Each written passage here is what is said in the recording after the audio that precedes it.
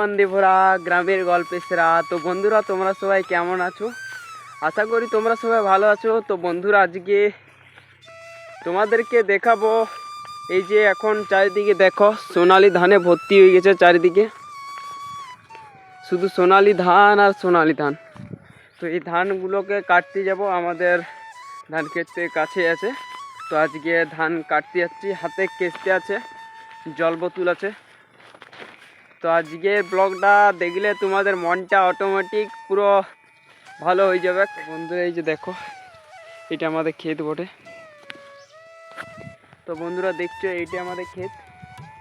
আর আজকে এই ধান ক্ষেতে ধান কাটবো। আর এদিকে পুরো ধানটাকে নষ্ট করে দিচ্ছি, কেননা এই গাছটা আছে। জমির পাশে যদি গাছ থাকে না, এই গাছটা তাহলে কি বলো না, ওই সবজি বা কোনো ফসল চাষে অনেক ক্ষতি করে, সেই ফসলটা বাড়বে না ভালো। তো যাই হোক, দেখো এখানে পুরো ধানটা নষ্ট করে দিয়েছে। বেশি বড় ক্ষেতটা না হলেও অর্ধেক ধান বলতে গেলে প্রায় নষ্টই করে দিয়েছে। যাই হোক, চলো ধানটা কাটি জলদি জলদি।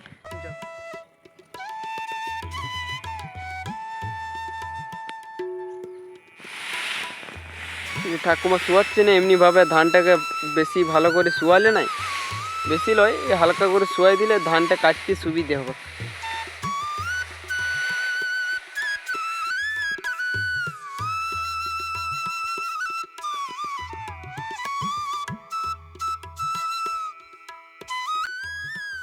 হয়েছে বন্ধুরা, এবার আমি ধান কাটতে শুরু করব, তো তোমরা দেখতে থাকো।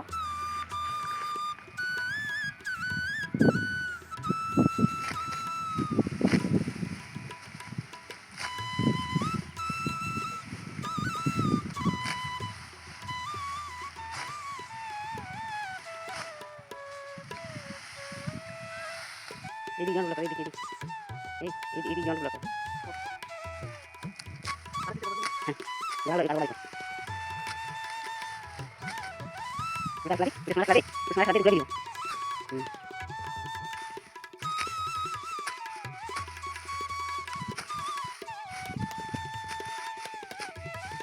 ভালো করে দিচ্ছি। আগে কাটুন দেন, কাটুন। কথা পাস লাগি।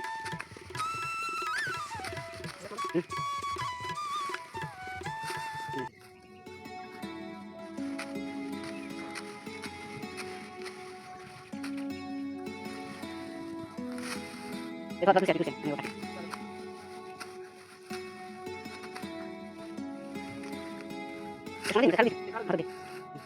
তো বন্ধুরা, ধান কাটতে যাইছিলাম, দুসার ধান কাটলাম। বাবা বলছে ঘর চ, কেননা আমাকে রাখালিতে যাইতে হবে। আর বাবা বলছে তুই রাখালিতে যা আর আমি ধানটা কাটি।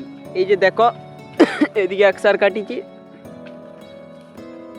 ধানটা বেশি ছিল না, ধানটা আমাদের জমিটা কম, তো বেশিক্ষণ লাগতো না। তো বাবা বলছে তুই রাখালিতে যা আর আমি ধানটা কাটি। বন্ধুরা, রাখালির ব্লগ অন্য একটা ব্লগে দেব। দিনের শেষে যখন দেখি আমাদের পরিশ্রমের ফসল এমন সোনালি হয়ে চারিদিকে দাঁড়িয়েছে, তখন মনে হয় এটাই আমাদের গ্রামের গর্ব। বন্ধুরা, তোমাদের যদি ব্লগটা ভালো লাগে একটা কমেন্ট করবে আর লাইক করবে আর চ্যানেলটাকে সাবস্ক্রাইব করে রাখো। তো চলো, আজকের মতো বিদায়।